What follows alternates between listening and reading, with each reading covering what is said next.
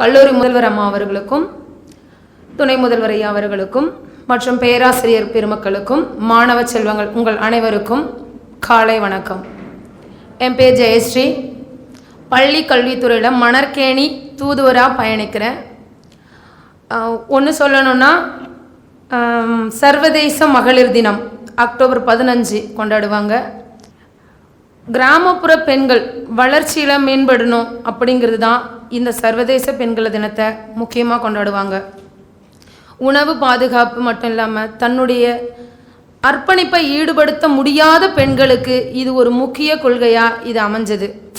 சர்வதேசம் சாதாரணமாக மகளிர் தினத்தை கொண்டாட மட்டும் இல்லாமல் உலகத்தில் இருக்கிற மகளிர்கள் அனைவருக்கும் இந்த தினத்தை கொண்டாடுறதுல பெருமையாக இதை செயல்படுத்துகிறாங்க. கிராமப்புற பெண்கள் வளர்ச்சிக்கு என்னென்ன முக்கியத்துவம்னு பார்த்தா, ஆரம்ப காலத்துலேருந்து இப்போ வரைக்கும் விவசாயம் ஒரு 60% உயர்ந்துட்டு தான் இருக்குது. பெண்கள் விவசாயத்துறையில் 3வது இடத்தை படைச்சிருக்காங்கன்னு சொல்கிறான். ஆணும் பெண்ணும் சமம் என்ற போக்கில் இந்த கிராமப்புற பெண்கள் கல்வியை அடிப்படையாக வச்சு மேலோங்கி வந்தவங்க தான் நிறைய பேர். கல்வி முக்கிய பங்கு வகிக்குதுன்னா, இப்போது ஆரம்ப காலத்தில் மேலாக்கள் மட்டும் அதை பயன்படுத்திட்டு இருந்தாங்க. இப்போது கிராமப்புற பெண்கள் அதிகப்படியாக இருக்காங்க. கல்வியில் சிறந்தவங்க குறைஞ்சவங்க அப்படின்னு இல்லை, குறைஞ்சவங்களும் சாதிச்சிருக்காங்க, நிறைஞ்சவங்களும் சாதிச்சிருக்காங்க. இதில் முக்கிய பங்கு என்னென்னா, பெண்கள் அதிகமாக இருக்காங்க. இந்த அவையிலையும் பெண்கள் தான் அதிகமாக இருக்காங்க. குறை சொல்லலை, அதனோட முக்கிய பங்கு என்னென்னா அவங்களுக்கு தெரியுது. அதாவது ஆண்களுக்கு தெரியலன்னு சொல்ல வரல. ஏன்னா ஆரம்பத்தில் பெண்களை வெளியே விட மாட்டாங்க, உள்ளுக்குள்ளேயே பூட்டி வச்சுட்டு இருந்த நம்ம உலகத்தில் பெண்கள் வெளியே வராங்க, அவங்க சாதிக்கிறாங்கன்றது ஆரம்பத்துலேருந்து இப்போ வரைக்கும் குறைவாக இருந்துட்டு இருந்த நிலையில் அதை முறியடிக்கிற விதமாக நம்ம பெண்கள் முன்னேற்ற பாதையை செஞ்சு இருக்காங்க. அது மட்டும் இல்லை, கிராமத்தில் நிசப்தமாக இருக்கிற நேரத்தில் மட்டும் இல்லாமல் அமைதியை பெண்களால் கொடுக்கவும் முடியும், ஆக்ரோஷமாக அதை வளர்க்கவும் முடியும். இதில் ஒரு சின்ன கதை மட்டும் சொல்லவா? ஒரு கிராமத்தில் வசிச்சுட்டு இருந்த ஒரு பெண்ணோட கதை தான். சாதாரணமாக அங்கே சொல்லலான்னு தோணுது, சொல்லிடுறேன். அந்த பிள்ளை சிறு வயதில் பெற்றோர்கள் கூட இருக்காங்க, இருந்தும் கூட பயணிக்க முடியாத ஒரு சூழ்நிலை, தனியாக தாத்தா பாட்டி வீட்டில் வளர்ந்துட்டு இருந்தா. அந்த பிள்ளைக்கு கல்வி மேலே நாட்டமே கிடையாது. ஏன்னா கல்வி அவளை வளர்க்க முற்பட்டாலும் அவளை தாத்தா பாட்டி வீட்டில் இருக்கிறவங்க அவளை கல்வியால் வளர முற்பட விடவே இல்லை. பிள்ளை 6வது படிக்குதுன்னா அவளை படிக்க விடலை, ஆடு மாடு மேய்க்க அனுப்பிச்சாங்க. அது அப்பெல்லாம் அந்த சூழ்நிலை தானே, பெண் பிள்ளைக்கு எதுக்கு படிப்பு, போ ஆடு மாடு மேய்க்க போ அப்படின்னு தானே சொல்லிட்டு இருந்தாங்க. அந்த மாதிரி அந்த பிள்ளை ஆடு மாடு மேய்ச்சிட்டு சாணம் தள்ளிட்டு இந்த மாதிரி சூழ்நிலை இருந்தாலும் திருட்டுத்தனமாக அவள் ஒவ்வொரு நாளும் பள்ளிக்கூடத்துக்கு போயிடுவாள். அவள் வீட்டில் இல்லாமல், தாத்தா பாட்டில் வீட்டில் இல்லாமல் ஃப்ரெண்ட்ஸோட வீட்டில் இருந்தும் அவள் படிக்க போனான். ஏன்னா மதியம் சாப்பாடு கிடைக்கும், தாத்தா பாட்டி வீட்டில் மதியம் சாப்பாடு தர மாட்டாங்க. ஆடு மாடு மேய்க்க போனால் மதியம் சாப்பாடு தருவாங்கன்ற சூழ்நிலை அந்த பிள்ளை வளர்ந்துட்டு இருந்துச்சு. ஒரு கட்டத்தில் எப்படி சொல்கிறது, அவங்களுடைய கொடுமைகளை தாங்க முடியல. அந்த பிள்ளைய அடி உத இந்த மாதிரி வாழ்ந்துட்டு இருந்த பிள்ளை திடீர்னு தூக்கு மாட்டிக்க போயிட்டான். அது தன்னைத்தானே அழிச்சிக்கிடலாம், இவங்க கஷ்டத்தை தாங்க முடியல அப்படின்ற பிள்ளை மேலே முடிச்சு போட தெரிஞ்ச பிள்ளைக்கு கழுத்துக்கு சுருக்கு போட தெரியல. ஏன்னா இளம் வயது இல்லை, ரொம்ப சின்ன பிள்ளை இல்லை, அவளுக்கு அந்த அறிவு இல்லை, எதுவுமே கிடையாதுன்ற போதில் மேலே மட்டும் அந்த கயிறை கட்டிட்டாலாம், கழுத்துக்கு அவங்க சுருக்கு போட தெரியல. அப்படியே நின்றுட்டு இருந்தபோது அந்த வீட்டில் இருந்த அவளோட மாமி அவளை அதை கண்டுபிடிச்சி அடித்தாங்க. அது தப்பு தான், அவங்க அடிக்கிறது சரிதான், இவ பண்ணது தப்பு, அவங்க அடித்தது சரி. ஆனால் அவள் எந்த சூழ்நிலையில் அந்த பண்ணான்றதை அவங்க உணரல. அதுக்கு மேற்பட்டும் பார்த்தீங்கன்னா கொஞ்சம் கொஞ்சமாக படிப்படியாக பார்த்தாக்கா 6வது ஃபெயிலு, மறுபடியும் 6ஆம் வகுப்பு படிக்கிறா. ஏன்னா அதுக்குள்ளே அப்பா அம்மா வெளியூரில் இருந்து அவள்கிட்ட வந்துட்டாங்க. 6வது படிச்சுட்டு படிப்படியாக வளர்ந்துட்டு இருக்கும்போது 10th படிக்கிறா. 10th படிக்கும்போது காதல் வயப்படுறா. தன்னுடைய பெற்றோர்கள் கிட்ட கிடைக்காத அன்பும் பாசமும் வேறொரு கிட்ட இருந்து கிடைக்குதுன்னா எப்படி இருக்கும்? அதை ஏற்றுக்க தான் மனம் துடிக்கும். அந்த மாதிரி காதல் வயப்பட்டு அந்த பொம்பளை பிள்ளை என்ன பண்ணுறான்னா அவனோட அர்ப்பணிக்க தொடங்கிட்டான். தன்னைத்தானே அவளுக்கு பிடிச்ச வாழ்க்கை கிடைக்குது, அன்பா பேசுகிறாங்க, நல்லா பழகிறாங்க, நம்மளை நல்லா பார்த்துப்பாங்கன்ற நம்பிக்கை, அதீத நம்பிக்கை வச்சுட்டா. காதலிக்கிறா, 10வது ஃபெயில் ஆயிட்டா. மறுபடியும் அவங்க தேர்வு எழுதுறாங்க, 11 போகிறாங்க, 11வது படிக்கிறாங்க. 12ஆம் வகுப்பு படிக்கும் போதும் ஃபெயிலாகி போயிட்டாங்க. ஏன்னா 11th அப்படி தூக்கி போட்டுருவாங்கல்ல.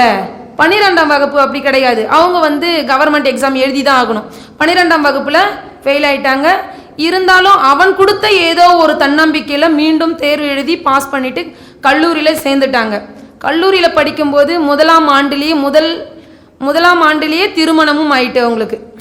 எப்படி இவங்களுக்குள்ள என்ன நிகழ்வு நடந்தது என்று அந்த பிள்ளைக்கு மட்டும்தான் தெரியும். முதல் ஆண்டு படிக்கும் போதே திருமணம், காதலித்த பையனோட தான் திருமணம் நடந்தது. திருமணமும் முடிச்சிட்டாங்க. ஆனால் அவங்க ஸ்கூலில் எந்த அளவுக்கு படிக்க பிடிக்கலன்னாங்களோ கல்லூரியில் 3 ஆண்டுகளும் ஒரு செமஸ்டரில் கூட தேர்ச்சி, அதாவது வீழ்ச்சி அடையாமல் தேர்ச்சி பெற்றாங்க. எல்லா செமஸ்டர்லேயும் அவங்க பாஸ் பண்ணாங்க. அதுக்கப்புறம் மேல் படிப்பும் படிச்சிட்டாங்க, பிஎட் படித்தாங்க, அந்த மாதிரி டீச்சர் ட்ரைனிங் அது எல்லாமே முடிச்சிட்டாங்க. அவங்க முடிச்சுட்டு கல்யாண வாழ்க்கையில் சிறந்து விளங்கி அவங்க 14 ஆண்டுகளுக்கு பிறகு நல்ல ஒரு வாழ்க்கை வாழ்ந்து அவங்க ரொம்ப சந்தோஷமாக இருந்தது. 2 குழந்தைங்களாம் அந்த அம்மாவுக்கு இருக்குது. ரொம்ப அர்ப்பணிப்போடு வாழ்ந்த அந்த அம்மாவுக்கு உலகமே தெரியல. வீடு குழந்தைங்க புருஷன், வீடு குழந்தைங்க புருஷன், இப்படியே பயணிச்சுட்டு இருந்தாங்க. 14 ஆண்டுகளுக்கு பிறகு அந்த கணவனுக்கு அந்த பெண்ணை பிடிக்கல, வேறு ஒருவருடன் அவங்க பயணிச்சிட்டாங்க. இந்த அம்மா தனியாக தான் குழந்தைங்களை வச்சுட்டு வளர்க்குறாங்க.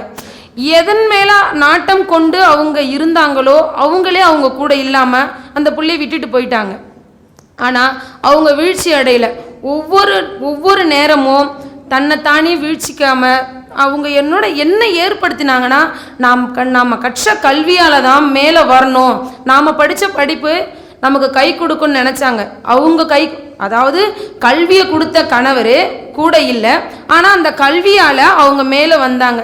சின்ன சின்ன வேலைகள், எந்த வேலையும் விடாமல் எல்லா வேலையும் தெரிஞ்சுக்கிட்டாங்க. ஆனால் அவங்க அதாவது அந்த திருமண வாழ்க்கைக்குள்ளே இருந்த அவங்களுக்கு, வெளி உலகமே தெரியாத இருந்த அவங்களுக்கு, ஒரு பஸ் ஏறி பயணிக்கும் போது கூட இந்த ஊருக்கு போகணுமா அந்த ஊருக்கு போகணுமான்னு கேட்டு விசாரிச்சு, ஆனால் அவ்வளோ படிச்சிருக்காங்க, விசாரித்து போன அவங்களுக்கு இந்த வாழ்க்கை எப்படி வாழ போகிறோமோ தெரியல அப்படின்னு யோசிக்காமல் என்னால் முடியும்னு அச்சீவ் பண்ணாங்க. நிறைய சிறு எப்படி கவர்மெண்ட் வேலைகளோ மட்டும் இல்லாமல் களை பறிக்கிறது, நாற்று நடுறது, இந்த மாதிரி கிராமத்தில் இருக்கிற சாதாரண விவசாய வேலைகளை செஞ்சாங்க. அது மட்டும் இல்லாமல் தான் கற்ற கல்வி மூலமாக, ஏன்னா அந்த பணம் ஏன் பண்ணணும், பணம் வேணும், 2 பிள்ளைங்களை வளர்க்கணும், தாம் பற்ற இன்னலை அவங்க கிட்ட காட்டக்கூடாதுன்னு அந்த 2 குழந்தைய வளர்க்குறதுக்காக ரொம்ப கஷ்டப்பட்டாங்க. கஷ்டப்பட்டதுனால பயணிக்கிற அவங்களுக்கு சிறந்த வழிகாட்டி மூலமாக கவர்மெண்ட் உத்தியோகம் கிடைச்சது. ரொம்ப சந்தோஷமாக வாழ்ந்துட்டு இருந்தாங்க. வேற யாரும் நான் தான். உண்மைக்குமே வாழ்க்கையில் வீழ்ச்சி அடைஞ்சிருவோன்னு நினச்சிட்டா வீழ்ச்சி அடைஞ்சிக்கிட்டே தான் போகணும். வளரணும்னு நினச்சா வளர்ந்துடலாம். ஹைட்டாக வளர்றதா இல்லைங்க. நம்மளுக்கு ஒரு சில விஷயங்கள் மட்டும்தான் வாழ்க்கையில் முன்னேறதுக்கான வழியை வகுக்கும். நான் வாழ்க்கையில் பட்ட அடி, எனக்கு காதல் தோல்வி அடையாமல் வாழ்க்கை அது ஜெயிப்பை கொடுத்ததுனாலும் நான் அதனால் வாழலை. நான் கல்வி கொடுத்ததுனால மட்டும்தான் நான் இங்கே நிற்கிறேன்.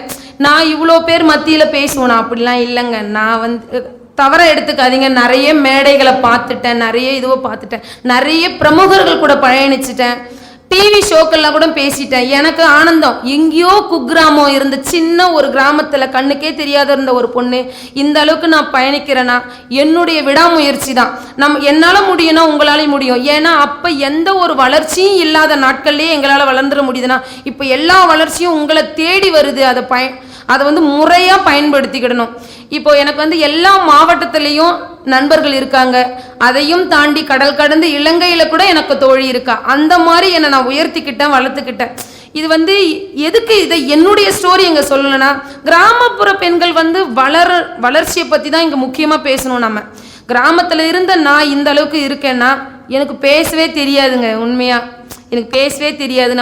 நான் மைக்கெலாம் எங்கள் கல்லூரியில் வந்து அந்த 3 ஆண்டுகளுமே இந்த மேடையை நான் பயன்படுத்திக்கிட்டதே கிடையாது. நான் பதுங்கி வாழ்ந்துட்டு போயிட்டேன். என் ஃப்ரெண்டுங்களை எனக்கு பதில் நீ பேசு அப்படின்னு சொன்னதான் இன்றைக்கி அத்தனை பேர் முன்னாடியும் தைரியமாக பேசுகிறேன்னா எனக்கு சில பல அடிகள் விழுந்தது. குனிய கொட்டிக்கிட்டே இருப்பாங்க. நம்ம கூட இருக்கிறவங்களே நம்மளை குத்திக்கிட்டே இருப்பாங்க. நம்பாத யாரையும். நீ மட்டும் நம்பு. உன்னை மட்டுமே நம்பு. ஏன்னா நம்மளை நம்பினா மட்டும்தான் நம்ம ஜெயிச்சுட்டு வர முடியும். கள்ளிப்பாலுக்கு சொந்தம் இல்லாதவளாய் மாற்றி அமைந்தவள் நீ. இயற்கையாய் அமைந்த மாதவிடாய் என்னும் மரண வழியை எதிர்கொண்டவள் நீ. காமவெறி பிடித்த கயவர்களிடமிருந்து மீண்டு வந்தவள் நீ. இயலாது என்று சொன்னவர்கள் மத்தியில் இயமயமலை என்று சென்று காட்டியவள் நீ. பிறந்த வீட்டின் பாசப்பிணைப்பை பாதியில் விட்டு சென்றவள் நீ. புகுந்த வீட்டின் வழி வேதனையை இறுதி வரை சுமந்து செல்பவள் நீ.